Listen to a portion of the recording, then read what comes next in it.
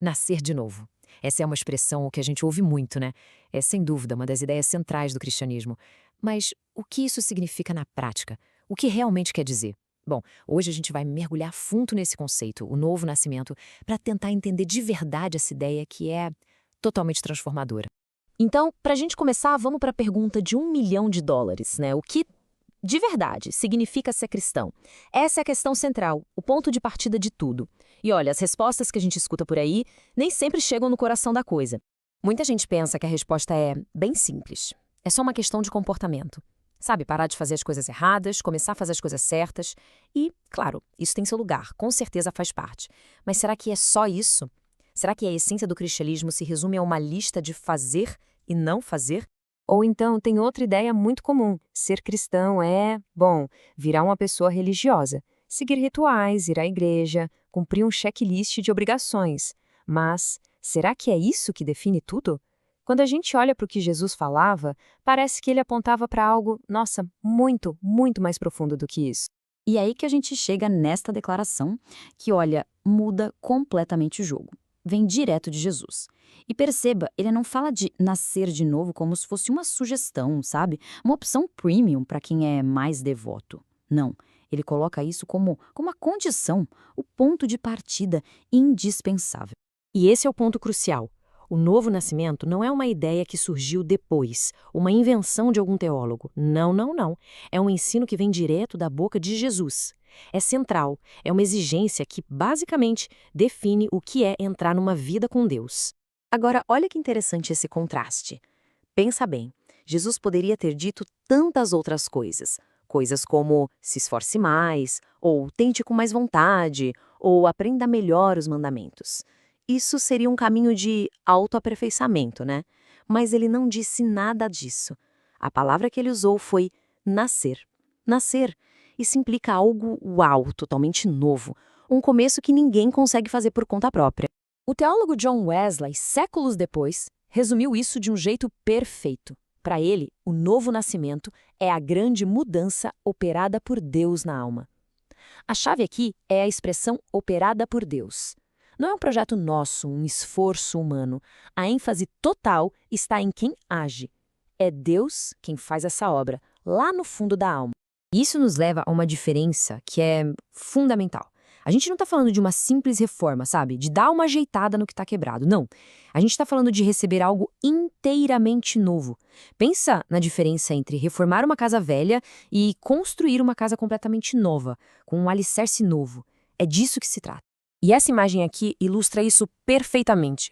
A ideia bíblica de salvação não é Deus fazendo um remendo no nosso coração antigo, sabe? Consertando as rachaduras. É Deus nos dando um coração zerinho, novo em folha. É quase como um transplante espiritual que muda a fonte, a origem de tudo que a gente deseja e quer.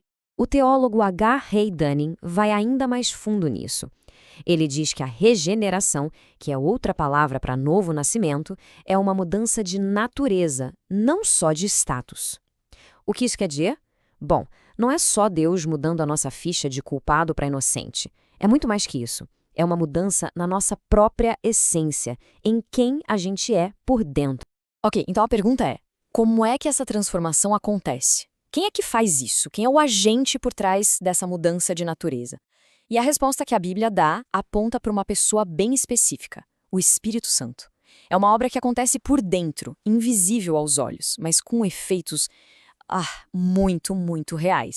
Vamos tentar detalhar um pouco o que acontece nesse momento. Primeiro, a pessoa recebe vida espiritual, onde antes, bem, não havia. Segundo, ela é unida a Cristo de uma forma espiritual profunda, como se passasse a fazer parte dele. Terceiro, como a gente já viu, ela recebe um coração novo, com desejos e afetos novos. E por fim, tudo isso junto marca o começo de uma história completamente diferente, uma nova trajetória de vida.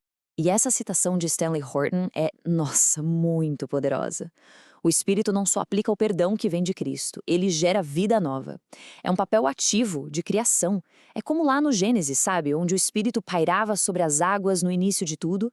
Aqui no Novo Nascimento é como se ele pairasse sobre a alma de alguém e soprasse vida ali.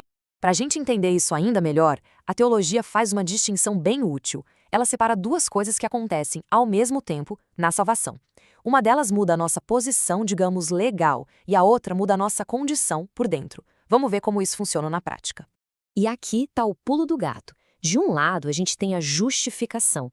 Pensa nisso como um ato legal num tribunal. Deus, por causa do que Cristo fez, declara uma pessoa justa. Isso muda a posição dela, tira a culpa. Ao mesmo tempo, acontece o novo nascimento. Esse é um ato criativo, onde Deus dá vida nova. Isso muda a natureza da pessoa, tira a morte espiritual. São como dois lados da mesma moeda, entende? A moeda da salvação. E essa frase do Kenneth Grider resume isso de um jeito, nossa, brilhante de tão simples. Justificação tira a culpa, regeneração, o novo nascimento, tira a morte espiritual.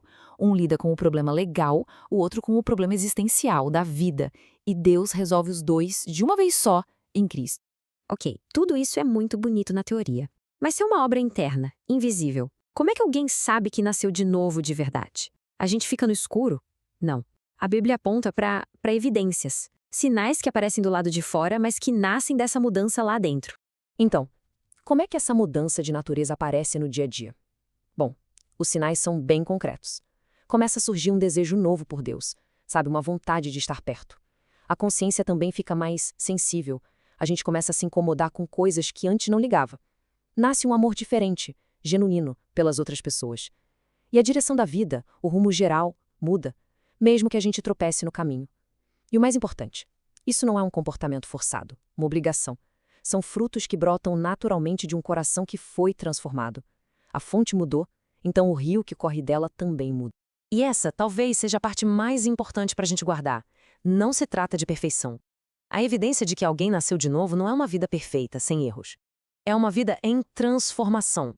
O que importa mais é a direção para onde se está andando, e não a perfeição de cada passo. Então, se a gente tivesse que resumir tudo isso numa frase bem simples, bem direta, poderia ser essa: nascer de novo é quando Deus coloca a vida dele dentro de alguém. A pessoa não começa perfeita, ninguém começa, mas ela começa viva, espiritualmente viva. E isso muda absolutamente tudo. Então, o novo nascimento é o começo, é o ponto de partida. Mas a gente sabe que toda vida que começa precisa ser nutrida para crescer, para ficar forte. E aí fica a pergunta, né? Como é que essa vida nova se desenvolve? Como ela permanece firme no meio de tudo? Bom, isso já é papo para outra conversa.